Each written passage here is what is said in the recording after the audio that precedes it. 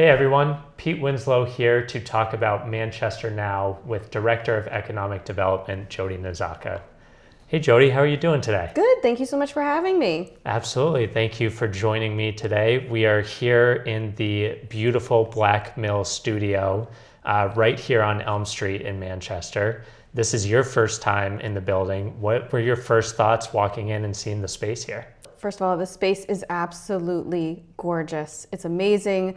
I can't wait to come back on Saturday for the official ribbon cutting. Getting to know April before this conversation was amazing. I can't believe her and I haven't connected already. I can tell by this space that her and I are very much on the same page.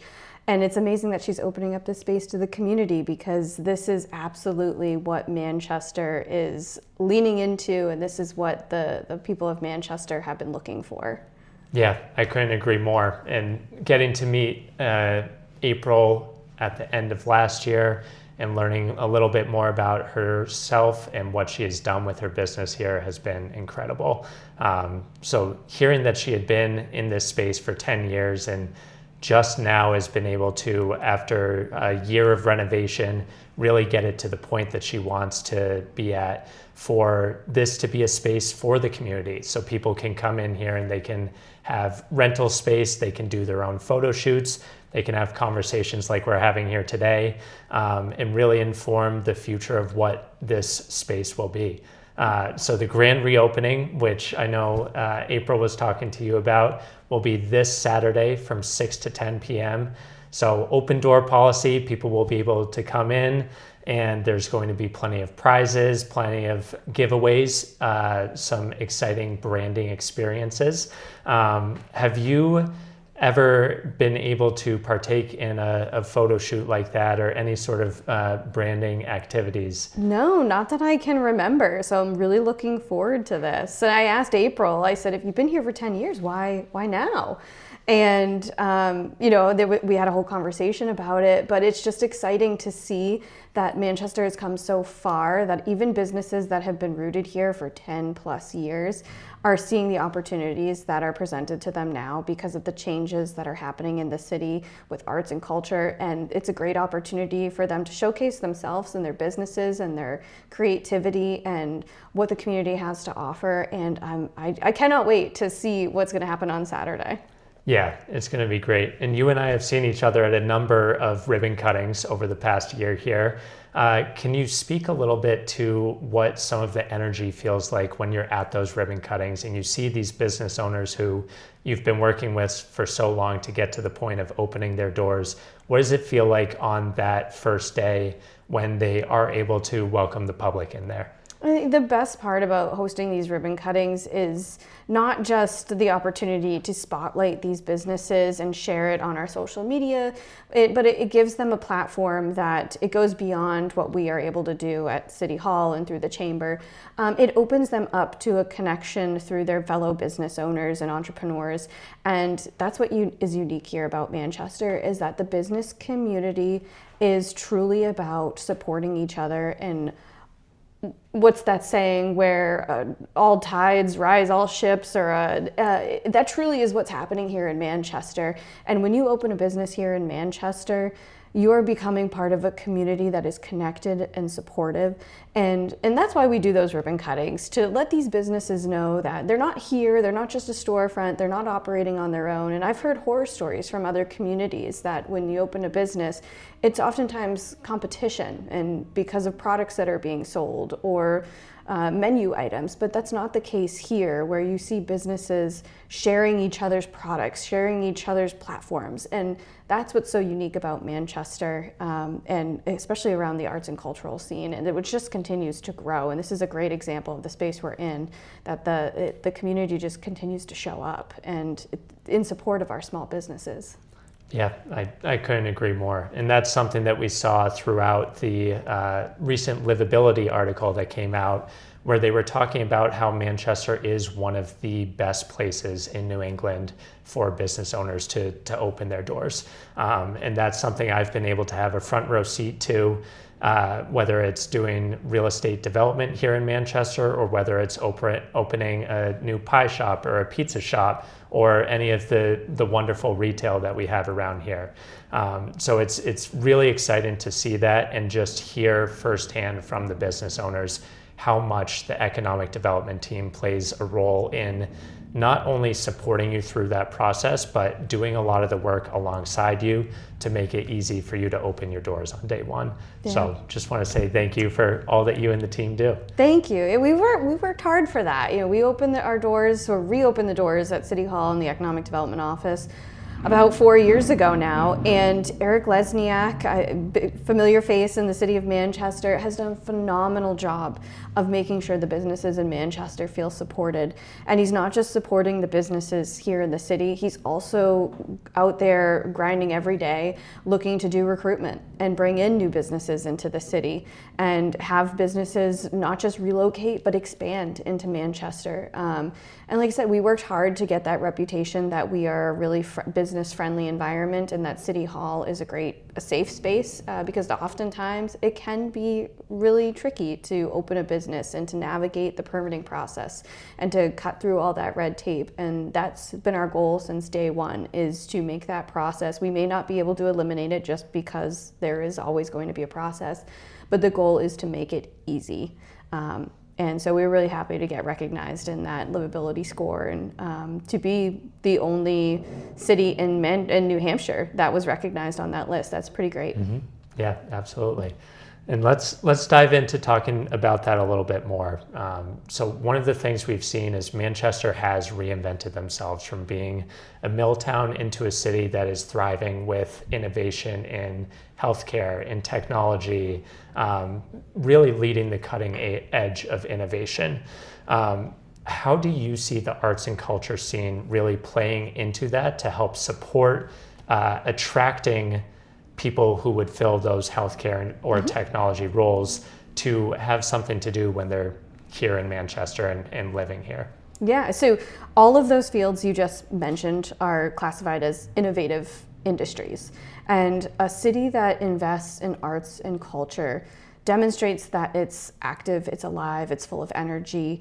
And typically, individuals that are working in those innovative fields are looking for that type of environment. They're not necessarily focused on working in an office type of space. Whether it's healthcare, they're usually in high stress situations where they're on the go quite often. If they're working in biomanufacturing or a manufacturing industry, especially here in our mill yard, what we have going on with biomanufacturing, those are very innovative industries. And young professionals have proven time and time again that there's a change happening in the younger workforce, that they are prioritizing their mental health and their experiences over that typical linear career path that the older generations are much more used to. And cities that are investing in quality of life and arts and culture and experiences and event programming are the cities that we're constantly seeing rank higher on where young professionals are moving. And it's not by chance that's why here in Manchester, we're trying to do a better job of making sure we're creating an environment in a downtown, in a city where young professionals want to be, because we want to make sure that we're welcoming in younger families to live, work, set roots, start families, open businesses in our city, because a young city is a young workforce, and it's going to make for a really sustainable future for Manchester. And for the last 4 years, we've been working really hard to try and reinvigorate what it looks like in Manchester to be a very arts and cultural friendly city. And I think we're doing a fantastic job. And the median age in Manchester is around 37, 38, which is, I'd like to say, significantly younger than the state, which is 43. But when you compare that to Bedford, Portsmouth, Nashua, Londonderry, which all trends around 45, it is pretty significantly younger to have a median age of 37 in Manchester. So we are showing that the younger generations and the younger workforce is choosing Manchester because of the strategic investments and initiatives that we're focusing on. Yeah, and I can speak firsthand as someone who moved to Manchester in 2021. I've been able to have this front row seat to see the changes And it has honestly inspired me to get more involved and be able to meet this community that is coming together because they see the hard work that the economic development team is doing, that the mayor is doing, that all of our businesses downtown and our residents are pulling together, are putting on these awesome events. And that's something that I think is really special about Manchester, where you have these culturally diverse neighborhoods. And there are all of these people that are coming together to host local events, and really just try to foster a welcoming environment for everybody. I found that there can at times be a misperception that it's the city putting on these events. Can you speak a little bit to how it's really the citizens and the residents of Manchester who are driving a lot of these exciting things happening in terms of festivals and whatnot? Yeah, I love this because yes, Manchester is an extremely culturally diverse city, but also we are extremely rich in nonprofits.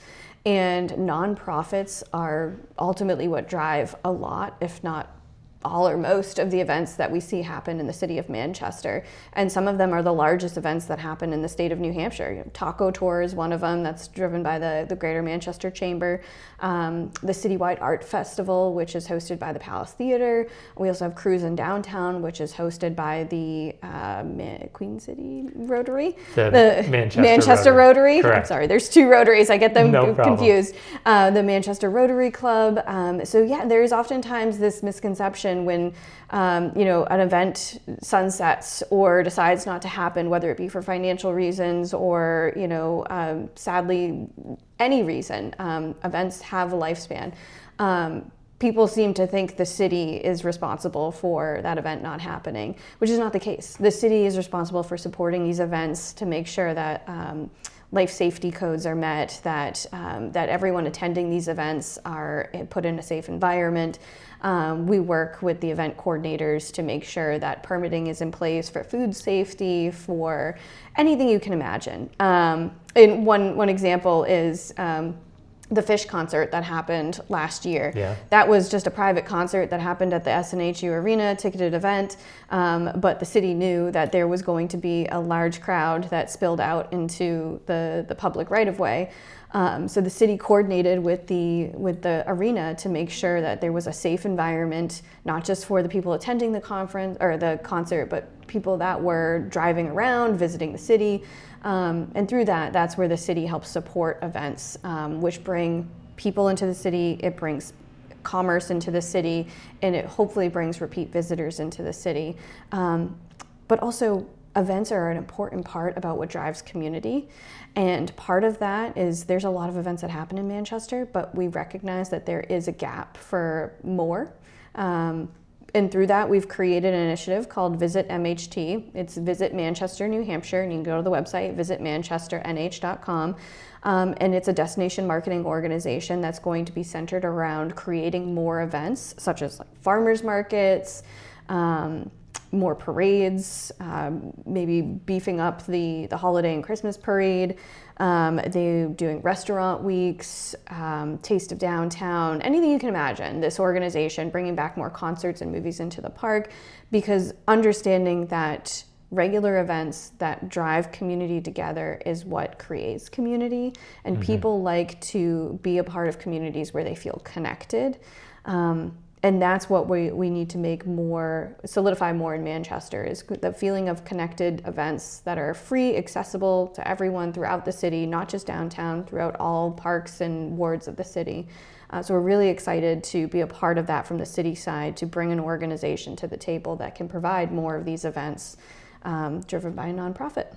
Yeah, and like you mentioned, one of the events that is coming to Manchester this year for the first time in a long time is the Levitt Amp Music Series. Yes. So I'm really excited for that. I am a huge music guy. I was able to attend the Fish concert last year, and just a phenomenal job by all city departments to make that a safe, enjoyable experience for all the visitors who are coming in. And it really inspired me to talk with the economic development team about hosting some new events in Manchester. So something that I've loved going to over the past few years has been Somerville's Porch Fest. And so we're actually working on a grassroots version of bringing that to Manchester this coming Saturday.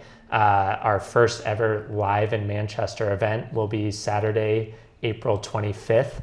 And what that will consist of is a number of local musicians playing in some places that you might not normally see them. So we have some artists who will be performing in Peridot, the boutique clothing store, or in Fish Toes Vintage and Treasures.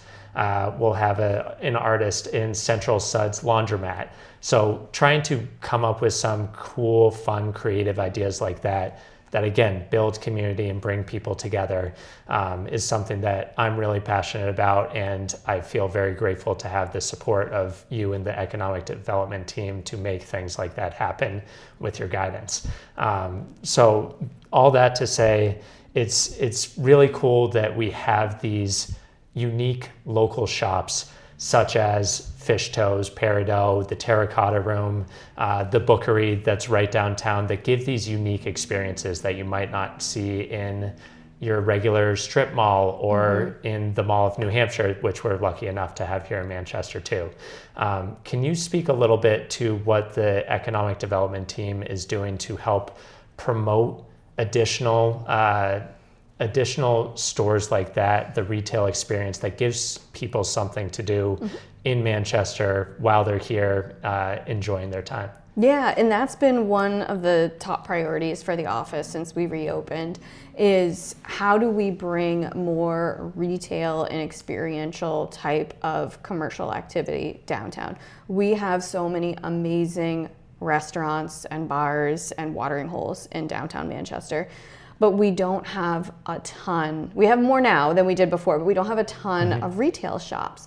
And when it comes down to what creates a successful retail shop in a downtown, it's foot traffic. And so how do you drive foot traffic? You need walkable sidewalks, you need residential, and you need the feeling of being safe. And so what we've done to kind of create all of those three, check those boxes, is post-COVID, we've done creative initiatives through the Economic Development Office to work with developers to do conversions. Post-COVID, a lot of our office buildings downtown, where some of the bigger, C-suite tenants said, we don't need to have these multiple floors in our high rises. We can just have all of our employees work from home, or we can downsize. And so a lot of these office buildings ended up becoming vacant. So we encouraged the conversion of those for more downtown residential, which I've been working downtown since 2015, 11 years now. And when I first started working down here, after 5 o'clock, it basically was a ghost town, right, because it was just office workers. So the lunch hour was super busy, people walking around, suits getting lunch, and everyone, going on their walks at lunch hour. But then after 5, it was basically dead because there was no one living down here.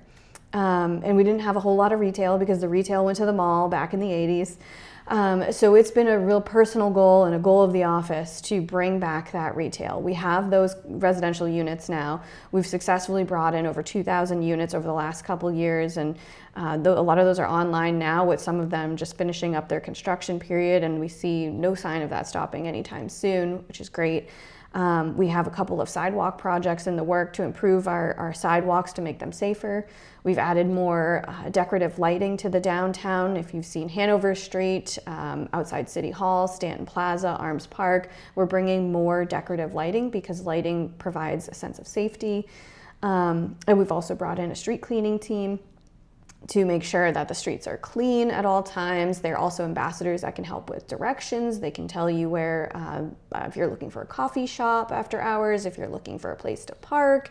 They can help with any kind of question. They can also, if you're feeling unsafe, they can be an escort. They can walk you to your car. They are a full service group, and we're so happy. They're going on their 3rd year now. They started in 2024. We're super happy to have them here. But all of those things are what goes into creating a walkable downtown. And a walkable downtown is what's going to drive the foot traffic that retailers need and want to open up their retail spaces. So those are all initiatives that our office is working on to provide a better experience for our commercial tenants. we're so happy that we have all those businesses that you mentioned. We're so happy to have them. But the more we have businesses like that to support them and bring more foot traffic to the downtown, the more we will see people on a regular basis walking the city, coming downtown specifically to have that experiential type of retail experience where you can go to Fish Toes. And I was just in there the other day. I needed a Hawaiian shirt, and I walked out with 3. And I can stop in a Peridot if I have an event to go to on the weekend. I can stop in there and tell them exactly what I'm looking for, and I can walk out of there with a whole new outfit. And that's what is so great about the city of Manchester, is that we have very curated specialty stores and a lot of hidden gems. And so we're working really hard in the Economic Development Office to make sure that those commercial tenants are supported, and also we can bring more into the city. Yeah, and it's really exciting to see those stores pop up and be so successful, because exactly like you mentioned, there are just so many opportunities for when there is a specific event to go into somewhere like Fish Toes or Peridot, and they get you exactly what you need. You're getting an exceptional customer service experience every time, and more often than not, walking out with what you needed plus a little. It's come to the point where the girls at Terracotta and Peridot, when they have something they know that I like, they just text me a picture of it, and I'm like, I'll be there tomorrow. That is how I got my wife's Christmas present for her this year. Yeah, exactly what I need every time. They know you, they take an interest in you.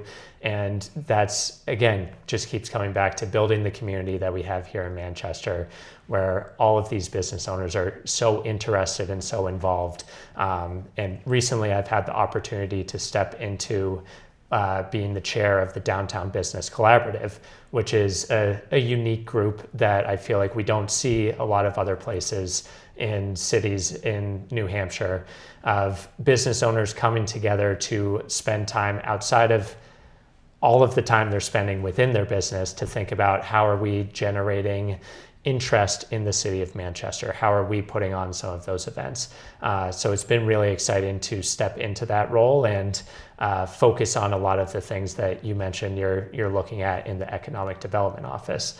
And one of the things that they have touched on is kind of the when you come to Manchester, having somewhere to park. I know that has been a discussion topic, and with the new construction coming to Hanover Street, what I would love to talk a little bit about what we're doing to improve the Victory Garage experience, because I know that is a great resource for our city. It has gotten a lot of improvement over the last year, so that maybe some people who haven't been back to Manchester in a while have not been able to see.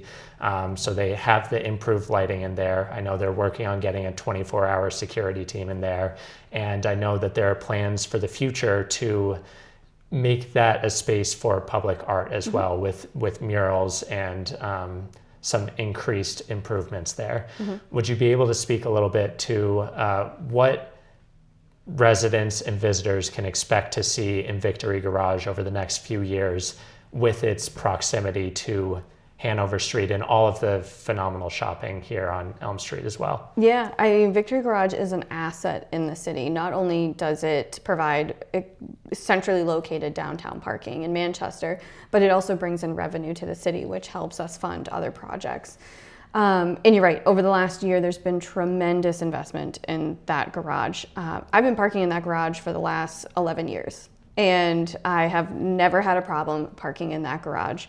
And all city employees that work at City Hall, for the most part, park in that garage. So I can assure you, if there's ever any kind of issue, it is going straight to City Hall, and it will be addressed promptly. The whole reason that doors were locked was a temporary solution post-COVID, and they are fully open now on nights and weekends. I experience that because I often get stuck at City Hall until late night for some meetings. I left City Hall at 11 o'clock a couple weeks ago and had no problem accessing the stairwells on a Tuesday night. Same thing on a Saturday night a couple weeks ago. had no problem accessing the stairwells after hours. So which is great because it's nice to see those stairwells open again. So anyone going to a show at the Palace Theater or the Rex or just dining downtown or out having a good time downtown after hours doesn't have to worry about walking those ramps, which great, I guess we get our steps in, but it can be quite annoying if you have to walk those ramps. We have added decorative color changing lights to the exterior of the stairwells. And it's now that it stays light out a little bit later, you don't see that until probably 9 o'clock at night now, but we change those regularly with holidays. The lighting in the garage itself has been improved. And then over the next couple of years, we hope to see that garage get a complete facelift, like you mentioned, with adding some public art to it, cleaning up the landscaping around it. But one of the biggest things that our office, that the economic development team is working on, and it's going to go live this week, is we are putting out a wayfinding signage package. And we are using American Rescue Plan funds. It's the last of our branding and marketing American Rescue Plan funds that we've been working with for the last couple of years. And this was always in the works that we were going to put this wayfinding package out. And what this is going to do is when people come into the city, so right now if a visitor's coming into the city, let's say from northern Massachusetts or even from somewhere north of Concord for a show at the Palace or a show at the SNHU Arena, and they get off the highway and they're not familiar with Manchester and they don't know where to park, there's no signage that's directing them where to go at this point. So what this signage will do, and if anyone's been to Dover or Portsmouth recently, they'll see signs that say Strawberry Bank or waterfront or downtown. That's what this signage will say. So when you get off the highway, it'll point you to the direction of downtown, it'll point you to the direction of the mill yard. It'll be parking signage that'll show you exactly where the city parking lots are, point you in the direction of the parking garages. It'll be consistent, branded, it's directional, it'll be pedestrian scale and vehicle scaled for vehicles as well. So when people are entering their city, they're now gonna know where to go. Which we have never had before. Right. And that's huge. There was a test pilot sign done years ago, installed in the north end, and it was one sign and one sign only. So we've got a good chunk of money invested towards this project, and I'm excited to get the RFP out, to get a design build team on board, to get this going. And the goal is to have this all done and in place by the end of this year. Wow. We may have to go a little bit into 2027, but it is going to move quickly, and that is going to take a lot of the driving around, the stress of driving around looking for a parking place off of people's backs. Because right now, as you know, Victory Garage is extremely underutilized, and it's mostly because people don't know that it's there. Because it's off the main road, there's no signage telling you how to get there from Elm Street. So with this directional signage, hopefully it's going to solve that problem, and we can get better utilization of the Victory Garage as well as increased revenues to come into the city. That's awesome. Yeah. That's so exciting. Yeah. And yeah, that ties in a little bit to really exciting to hear about the art that will be on the outside of the Victory Garage going forward. And that's something that we get to see throughout Manchester, whether it's Cat Alley or some of the other individual murals like what you see outside the Rex with some of Jill Dittbenner's work down by Arms Park as well. So I love to see things like that pop up. And at the same time, as art is really leading this revitalization of Manchester, at times that improvement can lead to some increased costs. We're seeing Manchester be regularly ranked as one of the most impressive and hottest real estate markets in the country. What is Manchester doing to address those affordability concerns that people may be having, to make this continue to be an accessible city for all who might want to live here and raise a family or retire here or just start their career here? Yeah, that's a hot topic for sure. And it's definitely a challenge, and it's a balance. It's all about creating a balance. And what we're trying to do, at least from the Economic Development Office and City Hall, is be very strategic about how development occurs. So when a great example is downtown, we talked about those conversions of the office buildings into upper story residential. When those conversions are coming before us, encouraging and offering incentives when affordable units are being included.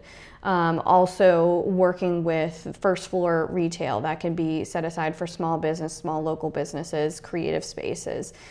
So creating incentives that encourage more residential, encourage more development in the city, but also create space for that affordability component, knowing that that's a challenge here in Manchester.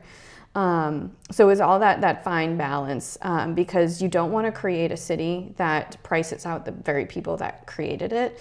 And the creatives that we're seeing kind of have this new wave in Manchester, this group of young professionals, young business owners and entrepreneurs that are coming in, that are passionate about the city they live in. And I'm continually blown away that most of them aren't originally from Manchester, but they have set their roots here, they've raised their families here.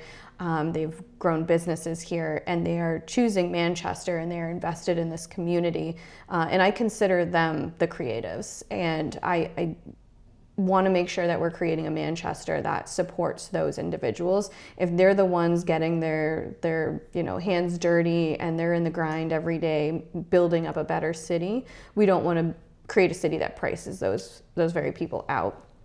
So it's all a balance, and just making sure that we're not offering incentives that are prioritizing all the luxuries that people can't afford. But we also want to make sure that we do have some luxuries, but we also want to make sure that we do have some of the everyday accessible types of uses too. So it's all about balance. Yeah, and I think you're doing a great job of balancing it. Like you mentioned earlier, we've seen the 2,000 apartment units come into downtown in the last couple years here, and no plans of stopping. So being able to build up that core downtown and then work on finding affordable options both in downtown and outside is something that's really important. So appreciate all the hard work there. One of the things that really stood out to me from the livability article is that Manchester received an A+ for amenities. What is the next cultural or creative investment that you see Manchester making to continue to improve on the overall score going forward? Yeah, so you mentioned, we've been talking a lot about these apartments coming into the city and creating a downtown where people want to be. But one thing I fear is that we're going to oversaturate a downtown with residential and then forget that we need to create experiential types of uses as well. So we talked about this already, we have a great number of dining establishments in our city and no shortage of watering holes. But are we going to start seeing people that live in the downtown now get in their cars and drive outside the city to go to places like Bedford and Salem, or those lifestyle centers like Tuscan Village or Market and Main or Woodmont Commons to have their experiential types of experiences?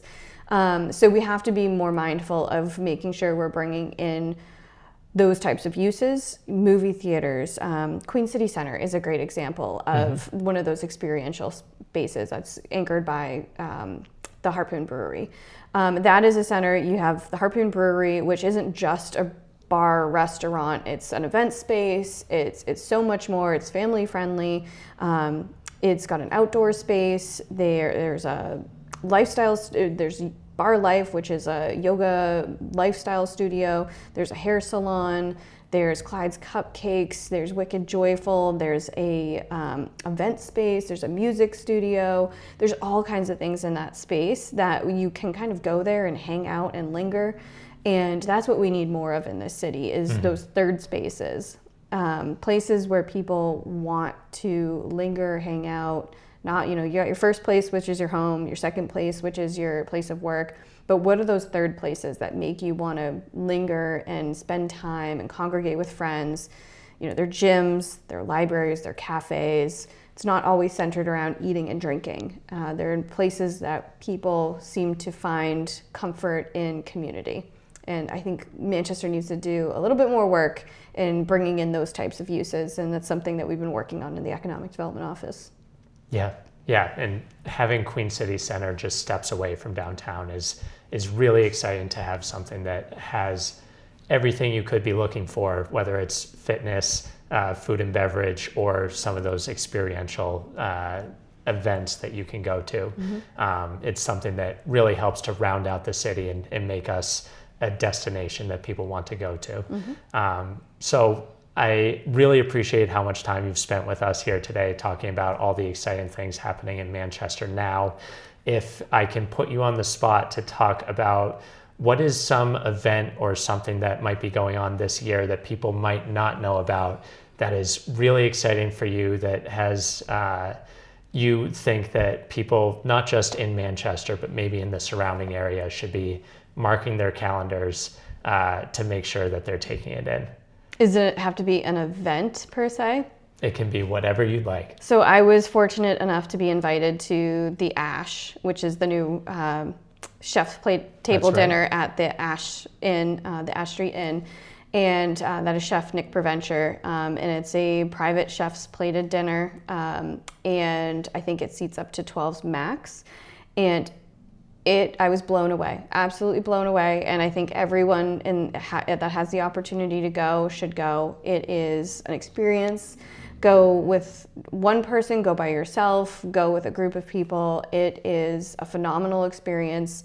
What you get is what you'd expect at a Michelin star restaurant. The experience that you're getting, though, is so much more. It's very intimate. The space is beautiful. And it just opened about a month ago. And I think rooms will be available to rent, I think, if we're in April, starting soon, if not already. Wow. I think it was April they were shooting for. It's an amazing space. I encourage everyone to go check it out. That's my hot take on what's cool and hip and new in Manchester.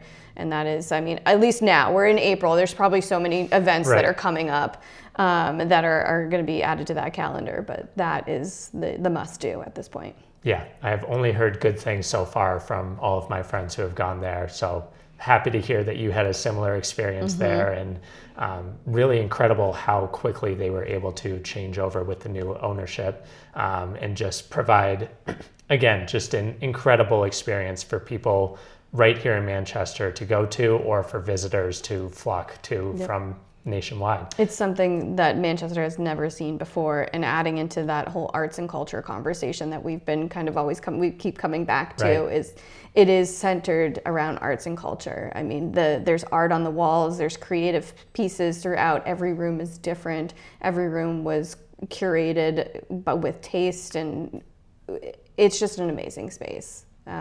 Highly encourage everyone to go. Great. Well, we'll have to check it out very soon. Jodie, thanks so much for taking the time to speak with me here today. It was great to hear a little more from the Economic Development Office and the work that you've been doing. So thank you so much, genuinely, for everything you do for the city. It really makes it a special place to live, to work, and to be able to enjoy. So thank you. Thank you so much for giving me this opportunity. I always love chatting with you and talking about the city, and this was really fun. Thank you. Great. And we'll see you back at the grand reopening this Saturday. Yeah, I'll be here Saturday. All right. See you there. Bye.